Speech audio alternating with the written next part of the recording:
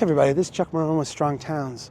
There was some of you that brought up the idea of a land tax in a prior video where I was talking about property tax and how the property tax system is structured. And so I'm gonna take a moment and talk about the land tax, or the land value tax, as it's probably more accurately stated. I think the land value tax is the best tax that a city can have for the most part.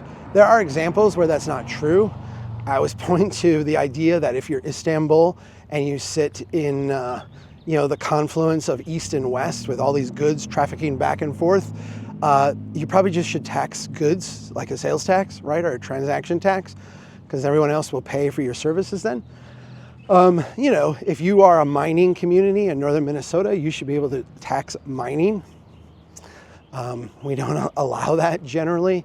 But I think cities should be able to structure their taxes in ways that make sense with their local economy.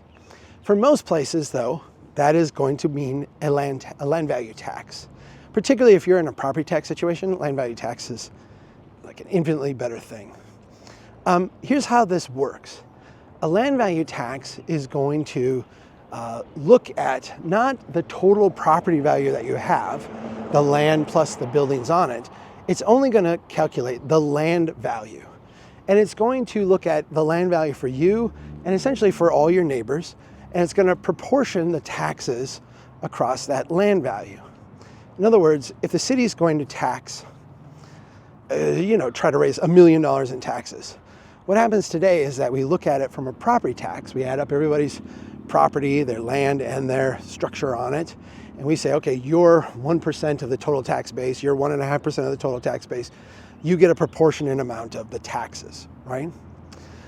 It's a little more complicated than that, but let's just go with that. The land tax would ignore the value of the building on it and just look at the land. Say, all right, we're going to proportion it this way. There's a bunch of advantages to this. The first one is that I think it's fairer. It's generally more fair. The second one is it actually has the right incentives for making use of property. With a property tax, when you go out and do something to make your property more valuable, you paint your house, you put on an addition, you install granite countertops, I don't know what it is. Someone goes out and fixes up a neighboring house. You're like, oh my gosh, we don't want property values to go up because my taxes will go up. It creates this incentive for decline and a disincentive for improvement. And this is the exact opposite thing of what we want to see in a community. We actually want to see the opposite. We want to see people investing in their places, fixing them up. We don't want to punish them with a tax code for doing that. Conversely, or relatedly, it creates the property tax creates a huge incentive to leave land idle.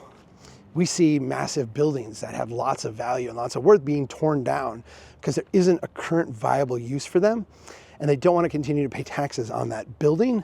They'd rather pay taxes on raw land. So they'll go out and they'll tear down these spectacular buildings just to lower their tax burden. If you are a land speculator in a neighborhood that's improving, the idea of going in and buying up an empty lot and sitting on it while the neighborhood gets better, the idea of going up and buying a property that's in decline and kind of being a slumlord while the neighborhood works itself out, this is a really, really viable strategy in a property tax situation because you can pay really low taxes compared to everybody else. In a land tax situation, those kind of aberrant or negative business strategies become not viable very quickly. If you have an idle lot where you're doing nothing on it, you're going to pay the same taxes as the lot with somebody who's doing all kinds of things on it. And so you have a natural built-in incentive to actually make more use of your property, to do investments, to make things work, to make things more productive. Here's the thing. The one thing that our cities need right now, today, more than anything, is to increase their level of financial productivity. We need to grow. We need to make better use of the stuff we've already built. The property tax, the incentive structure of it is the exact opposite. It suggests spread things out, have a lot of wasted land, have a lot of idle space, It doesn't punish you for that, and it actually rewards you in a way for keeping land idle. If we flip that around with a land tax, every little bit of stuff that's underutilized becomes an opportunity to squeeze out more value. And the tax structure would actually encourage that. It would actually say, all right, if you go out and invest more in your property, if you make it more valuable, you're not going to pay any more taxes. You're going to pay the same amount if you just sit on it as if you improve it. And really, ultimately, that's what we need. Now, does this mean that improving the property won't raise your taxes? No, but it will only raise the taxes in as much as the land becomes more valuable. And if you think about that, what we want or what we need or what like a natural kind of redevelopment situation creates is land value that rises broadly over time.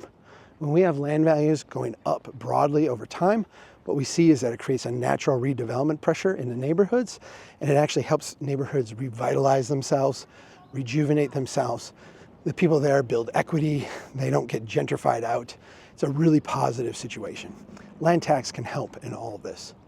Here's my one caveat with the land tax. A lot of times people who advocate for a land tax do so with kind of the zealousness of a convert, right? I've discovered this magic amulet that will make the whole world perfect. It's called the land tax. And like seriously, when you listen to these people sometimes, they are almost arguing that like the land tax will not only fix your city, it will cure cancer, it will bring about Mideast peace, will help you remember your mom's birthday, like it will do all these great things. And the reality is, it's a better taxation tool than what we have now, but it won't fix everything. We still have like other work to do. What I feel like it does is it puts the wind in our sails as opposed to making us go against the wind. And really, putting the wind in your sails is a really great strategy if you can pull it off. The biggest problem with the land value tax today is that it generally requires state reform. Most states, you can't do this. The city can't opt to do this. If you're in a state like Pennsylvania, you can opt to do this. But if you're in a state like here in Minnesota, too bad. You're stuck with the one-size-fits-all property tax system. If you are an ag community, if you are a mining community, if you are a manufacturing community, if you're a tourist community, you're gonna have the same tax structure regardless of what your local economic situation is. It's just a really dumb one-size-fits-all approach. Land value tax, go do it. Just don't think it's gonna solve every problem you have.